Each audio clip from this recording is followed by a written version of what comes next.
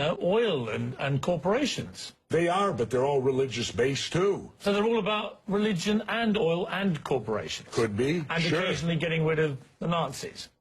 Yeah. So my point is, well, the Nazis can be over many things. The Nazis was religious too. Look what they did to the Jews. So that brought religion in. Vietnam was religious because Diem, our puppet president, and our country brought 100 Christian Vietnamese down to the south to be the government. Well, the southern Vietnamese didn't like these religious characters from up north, so they then became the Viet Cong.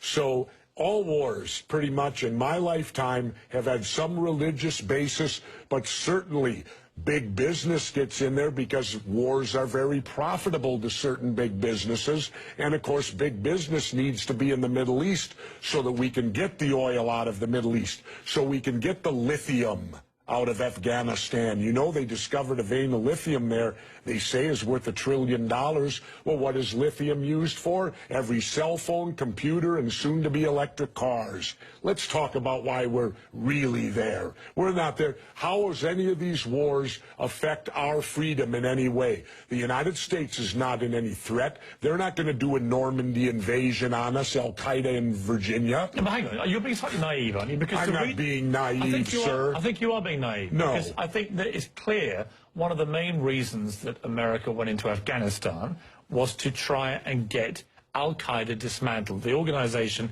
which committed the 9/11 atrocity. Really? Well, you don't think so? Well, how come Al-Qaeda put the heroin business out?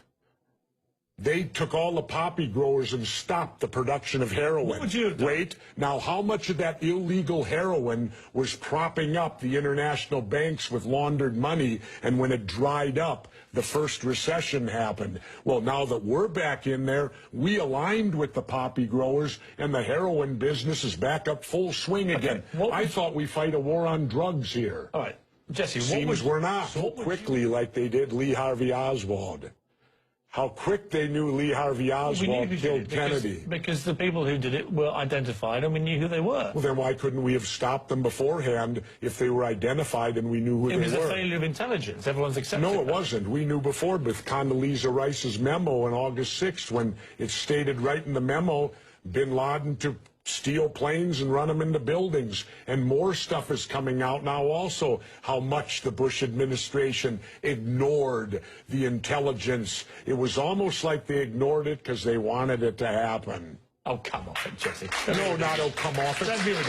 Wait a minute. Every war fought starts with a false flag operation. You can't, in all seriousness, sit there and try and make out anybody. Okay, let me ask you this, Piers. Wait a minute. Let me ask you something. How much studying have you actually done of 9/11 other than what the government's told you and what mainstream media has told you? I've been studying it 4 years. I was editor of a national newspaper. I've talked to people. Wait a minute. Every day for 5-6 months. Really? So I know a lot about it. Well, then how come? Let me ask you this. You cannot say that any member of the Bush administration knew it was going to happen or wanted it to happen. It's a ridiculous thing to say. Ridiculous. Okay, let's talk about your BBC. I have a tape of a BBC reporter broadcasting directly back to England talking about a third building has collapsed. World Trade Center Building 7 talks for 7 minutes.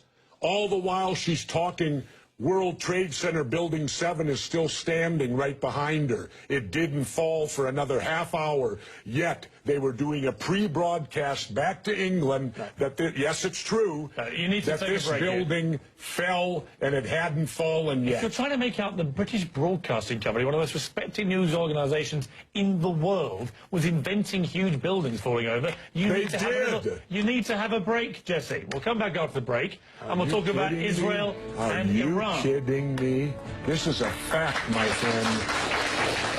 You have about 9/11 and so on. Let's move on to... and the government only has a theory.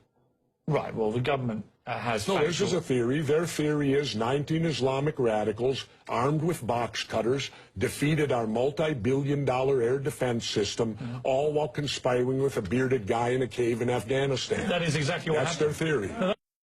And you make some crackpot points. That's your opinion? Yes. How many people here think I make crackpot points? Yeah. One. How many think I make sensible points? You're in a minority, my good friend. You're the minority. Let's